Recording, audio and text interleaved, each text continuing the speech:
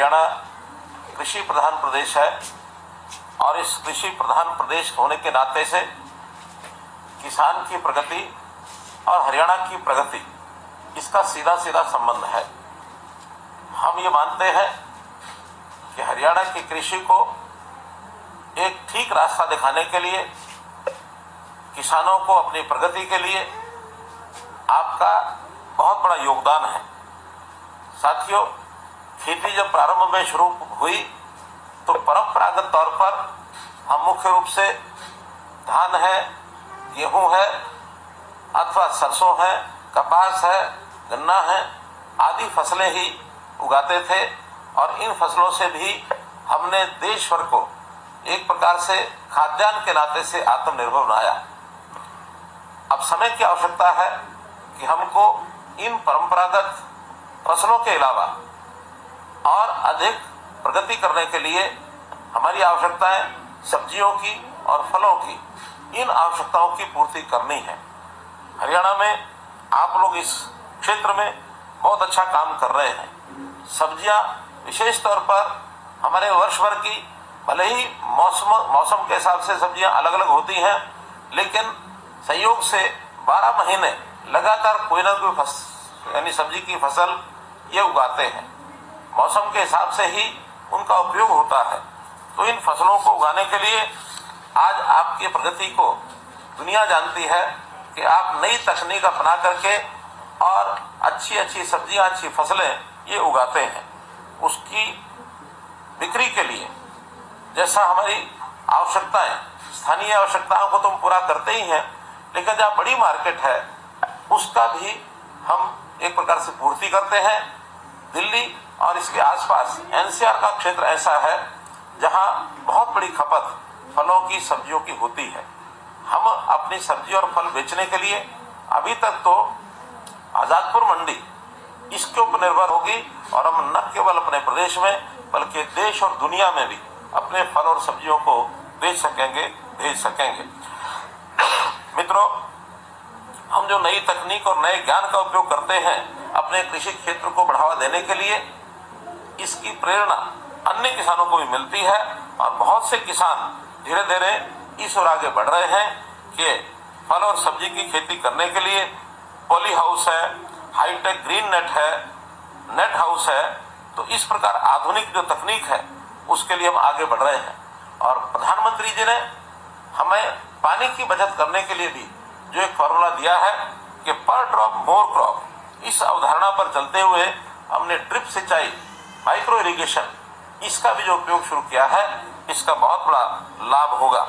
हमने vertical farming की दिशा में भी बहुत सराहनीय काम किए हैं। सब लोग जैविक खेती की ओर भी बढ़ रहे हैं, क्योंकि बहुत बड़ा विशेष एक बात ध्यान करने की है कि हम फर्टिलाइजर्स का उपयोग केमिकल्स का करेंगे तो उससे जो हमारी क्वालिटी है प्रोडक्ट की, हमारी जो उपज की क्वालिटी है वो गिरती है, उसमें कुछ न कुछ कमी आती है, जिसके कारण से हमारा शरीर बीमारियों की तरफ भी आगे बढ़ता है। तो प्रधानमंत्री जी ने आह्वान किया है कि जैविक खेती की ओर आगे बढ़ें और हम जो है नेचुरल खेती, प्राकृतिक खेती, उसमें बढ़ करके रासायनिक उर्वरक और जो खतरनाक कीटनाशक है उनका उपयोग कम करें। तो इससे भी हमारा जो बहुत बड़ा लाभ एक होने वाला है। अपनी गौ आधारित खेती को हम लोग जितना ज्यादा करेंगे उतना ही अच्छी फसलें होंगी, उतना ही शरीर को लाभ होगा। जैसे हमारे भाई, किसान भाई, आप सब लोग फल और सब्जियों के माध्यम से अच्छी मेहनत करके और लाखों रुपया कमाते हैं, इससे हमारी जो हर किसान की आय दुगनी करने का जो टारगेट है वो भी निश्चित रूप से यानी प्राप्त होगा। कठोर मेहनत और आधुनिक तकनीक, नवाचार, ये सब हमारे काम के आधार बिंदु हैं। हम कई किसानों ने लीक से हट करके उपभोक्ताओं तक सीधा अपने उत्पाद पहुंचाए हैं और इसके अंदर फल और सब्जी न केवल सीधा बेचा है बल्कि वैल्यू एडिशन करके भी हमने कुछ उद्योग स्थापित करके और इन कामों को भी आगे किया है। इससे भी हमारी आमदन बढ़ी है। मित्रों, हरियाणा सरकार की नीतियां हमेशा किसान के साथ रही हैं, चाहे वो फसल की बुआई से पहले की कुछ आवश्यकताएं हो किसान की, अथवा फसल की बुआई के बाद हो, अथवा कटाई से पहले हो, कटाई के बाद हो, हर समय सरकार वो आपके साथ खड़ी है, अर्थात बीज से लेकर बाजार तक ये जो किसान के साथ हम खड़े हैं, ऐसी हमारी नीतियां हैं। हम प्रगतिशील जो किसान भाई बहन हैं, उनकी विकास यात्रा में सरकार बहुत प्रकार की योजनाएं बनाती है और इन योजनाओं के कारण से आपको उसका लाभ मिलता है। फल और सब्जी के अलावा मधुमक्खी पालन, इसमें भी हमने जो कार्यक्रम किया है, हमारा उत्कृष्ट केंद्र इजराइल की सहायता से रामनगर कुरुक्षेत्र के अंदर जो शुरू हुआ है, इसका अपना एक लाभ हुआ है। ऐसी जो योजनाएं हैं, इसमें सामान्य वर्ग के साथ साथ अनुसूचित जाति के जो लोग हैं वो इनको अपनाते हैं, खेती करते हैं, सब्जी अथवा फल उगाते हैं, तो उनके लिए विशेष योजना, विशेष लाभ ये उनको दिया जाता है। अगर सामान्य किसानों को 50% की सब्सिडी दी जाती है, तो अनुसूचित जाति के किसानों को 85% तक भी सब्सिडी ये दी जाती है। हमारा जो बागवानी क्षेत्र है, इसको कैसे और बढ़ाएं, क्योंकि फसल के लिए हमारी जो खेती की जमीन है, हमको अंदाज होना चाहिए कि लगभग 80 लाख एकड़ जमीन हमारी एग्रीकल्चर लैंड है।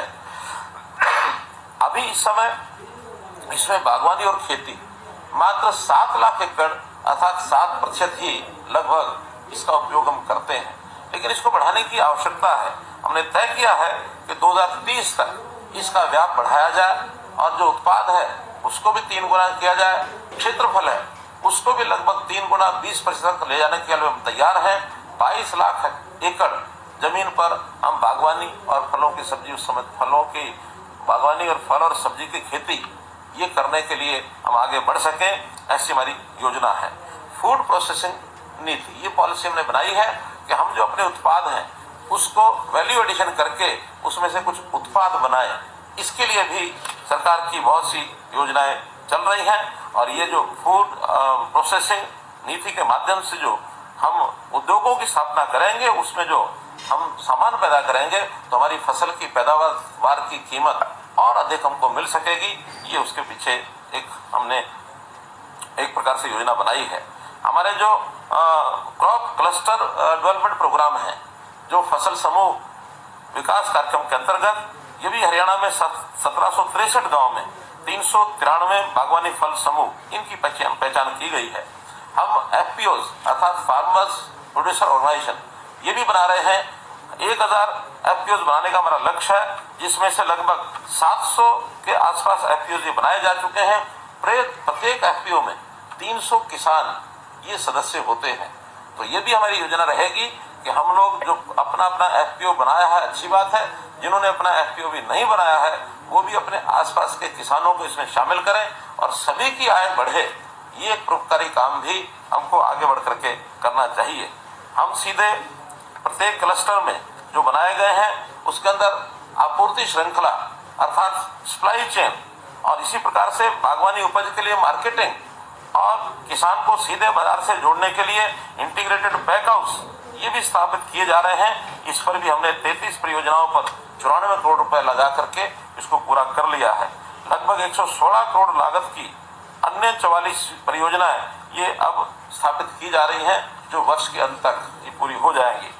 बहुत से हमारे फल हैं, जैसे आम है, अमरूद है, बेर है, चीकू, लीची, आंवला, नाशपाती, आड़ू, आलू बुखारा, केला, पपीता, सिट्रस फल, अंगूर, अंजीर व स्ट्रॉबेरी के बाग लगाने के लिए प्रति एकड़ लागत का 50% हम देते हैं। अनुसूचित जाति के लोगों के लिए ये प्रतिशत जो है 85% तक हम करते हैं। इसी प्रकार सब्जियों की खेती के लिए भी हमने एकीकृत मॉडल ये जो बनाया है, इस पर भी हम ये सब्सिडी देते हैं। मशरूम की खेती के लिए भी 40% से लेकर के 85% तक सब्सिडी दी जाती है।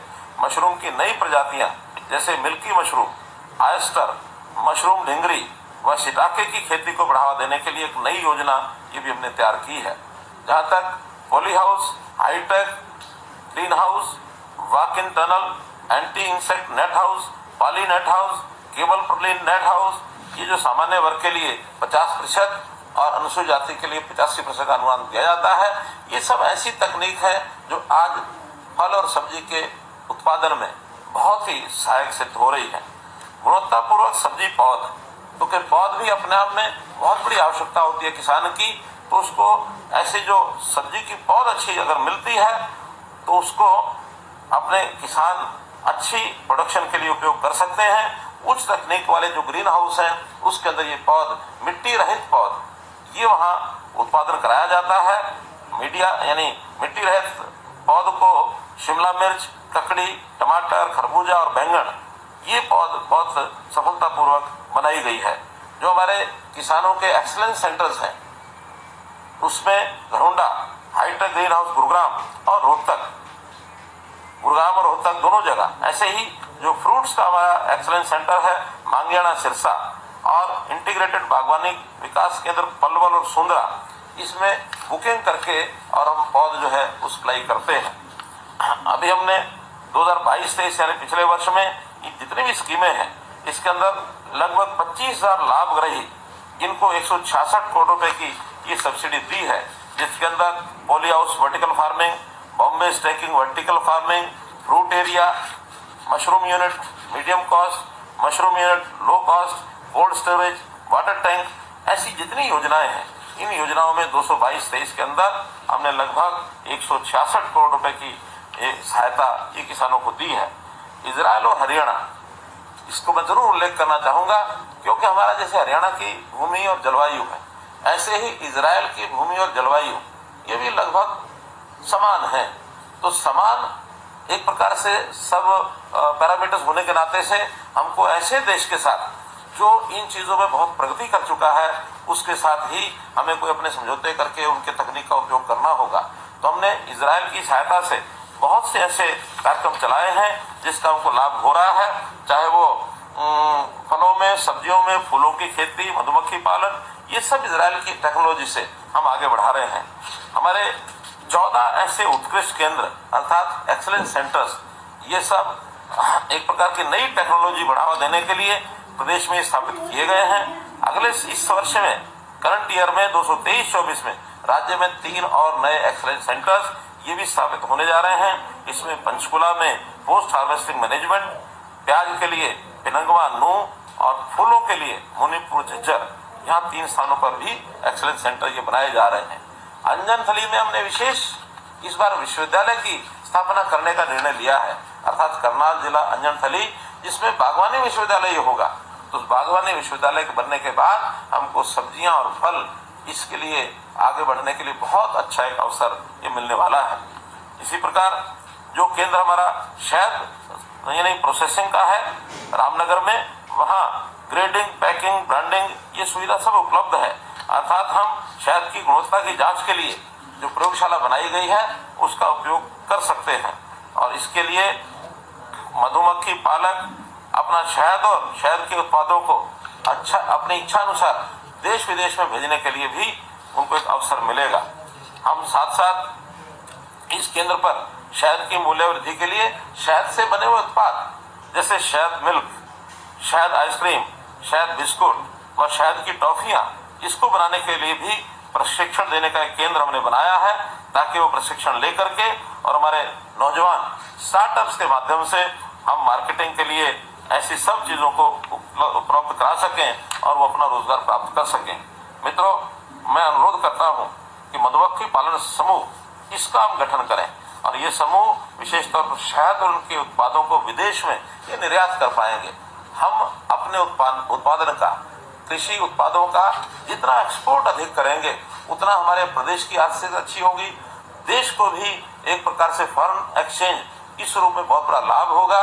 हमारी वर्कफोर्स, हमारे जो युवा, उनके काम की कीमत ये और बढ़ेगी और उनको कभी कभी जैसे एक्सपोर्ट बढ़ाएंगे तो विदेश में जाने के अवसर भी उनके खुलते हैं। तो हमारे युवकों को रोजगार कैसे मिले, कैसे वो यानी रोजगार पूर्वक आगे बढ़े, इसके लिए बहुत सी हमारी सोच और योजनाएं चल रही हैं।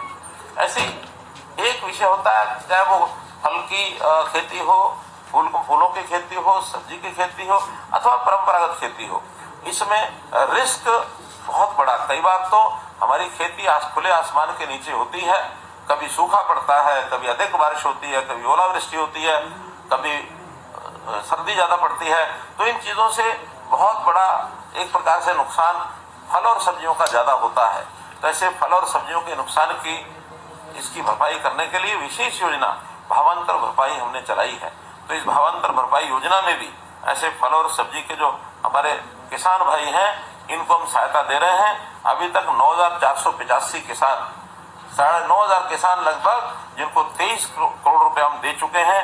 ऐसी 21 बागवानी फसलों को उनका जो एक संरक्षित मूल्य है उसके हिसाब से इनको योजना की एक प्रकार से घाटे की भरपाई ये की जाती है।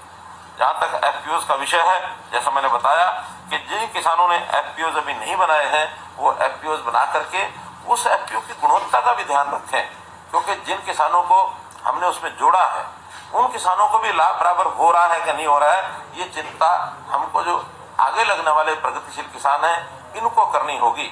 केवल नामचारे से किसानों को जोड़ा और उनको लाभ न दिया तो ये हमारी ओर से किया गया एक बहुत बड़ा दोष होगा। इसके प्रति भी एक प्रकार से मैं आगाह करना चाहता हूं, सजग रखने के लिए आपको इस बात को मैं कह रहा हूं। एक नई योजना मैंने हरियाणा में जो बनाई है कि बागवानी की बीमा योजना, मुख्यमंत्री बागवानी बीमा योजना, ये भी हमने शुरू की है और शायद हरियाणा जो है देश का पहला राज्य है जिसने इस प्रकार की योजना चलाई है। इसमें वो सभी 21 फसलें जो भावांतर भरपाई योजना में है उन सबको इसमें जोड़ा है और इसमें राशि भी हमको जो नुकसान होता है उसकी राशि भी बहुत अच्छी मिलती है। यानी सामान्य थोड़ा सा प्रीमियम देने के बाद सब्जियों के लिए 40,000 रुपए प्रति एकड़, सब्जी और फलों के लिए, और मसालों के लिए 30,000 रुपए प्रति एकड़ ये बीमा कराया जाता है। तो हम नुकसान के रिस्क को कवर करने के लिए बागवानी बीमा योजना ये जरूर इसमें शामिल हो, ताकि किसी प्रकार की कोई मौसमी अथवा अन्य प्रकार के कोई नुकसान की स्थिति बनती है तो भरपाई इसकी हो सके। मित्रों, जल संरक्षण ये भी बड़ा बहुत महत्वपूर्ण विषय है, क्योंकि चाहे परंपरागत खेती हो, फल हो अथवा सब्जी हो, सिंचाई के लिए जल की मात्रा खूब प्रयोग होती है। लेकिन हरियाणा चूंकि इस प्रकार का एक प्रदेश है जिसमें पानी के स्रोत अपने बहुत कम हैं, तो हमने जल प्रबंधन के नाते से विशेष प्रकार की जो अपनी टीमें बनाई हैं, जल को संरक्षित करना, जल का उपयोग कम से कम करना और ट्रीटेड वाटर जो है जिस पानी का हम संशोधन करते हैं उसका पुनरुपयोग करना, रीयूज करना, इन सब बातों को ध्यान रखेंगे तो प्रदेश के हर किसान को जितनी उसकी आवश्यकता सिंचाई के पानी के लिए है उसको हम दे पाएंगे। इन सब कामों के माध्यम से मैं ये निश्चित रूप से कह सकता हूं कि प्रदेश का कोई क्षेत्र ऐसा नहीं है जहां न्यूनतम आवश्यकता पानी की उनकी पूरी न होती हो। दक्षिण हरियाणा में भी हमने वहां के तालाबों को बरसात के दिनों में भरवाते हैं। कुछ क्षेत्र तो ऐसे हैं आज जमीन के पानी का लेवल 10-10 मीटर तक ऊपर आ गया है। माइक्रो इरिगेशन का भी हम बहुत बड़ा प्रोजेक्ट लेकर के आ रहे हैं। हमारे जितने इरिगेशन के चैनल्स हैं उनको भी हम ठीक करवा रहे हैं, उनकी भी मरम्मत कराई जा रही है, नए चैनल भी बनाए जा रहे हैं। तो इस जल शक्ति अभियान के अंतर्गत जो हमारा जल बचाने का एक कार्यक्रम है बहुत तेजी से चल रहा है, उसमें मैं आप सबसे भी निवेदन करता हूं कि हम बागवानी फसलों के लिए माइक्रो इरिगेशन की प्रणाली ये जरूर अपनाएं। कहीं भी खुला पानी हम इसमें न डालें और इसमें तालाब बनाने की प्रणाली भी हमने शुरू की है। इसके अंदर भी अनुदान की जो सीमा है उसको हमने 75,000 रुपए से बढ़ा दिया है और ये तो लाखों रुपए तक भी मिलता है साइज के हिसाब से। इसलिए हम लोग निश्चित पानी का बचाव करने के लिए आगे बढ़ें। कम पानी से अधिकतम सिंचाई के लिए भूमिगत जो पाइपलाइन स्कीम है इसके अंतर्गत भी हमको आना चाहिए। अभी तक हमने प्रति एकड़ 10,000 रुपए, अधिकतम 60,000 रुपए तक 52,000 किसानों को 233 करोड़ रुपया इसमें दिया है। तो हम निश्चित रूप से इसको अपनाएंगे, आगे बढ़ेंगे। हम प्रगतिशील किसान इनके सम्मान की भी योजना में रखते हैं। प्रगतिशील किसान और नए किसानों को ट्रेंड करें, इसकी भी हम योजना बनाते हैं। हमने 2 तरह की योजना ऐसी बनाई है कि जो प्रगतिशील किसान अपना काम अच्छा करते हैं, दूसरे लोगों को ट्रेंड करते हैं, उसके नाते से उनकी 3 श्रेणियां बना करके और हमने उनके नाम रखे हैं। प्रथम स्थान पाने वाले प्रगतिशील किसान को 5 लाख रुपए, द्वितीय पुरस्कार 2 किसानों को जो मिलेगा वो 3-3 लाख रुपए और तृतीय पुरस्कार 5 किसानों को 1-1 लाख रुपए नगद पुरस्कार दिए जाएंगे। अभी तक इसके लिए 287 प्रगतिशील किसानों का हमने चयन किया है।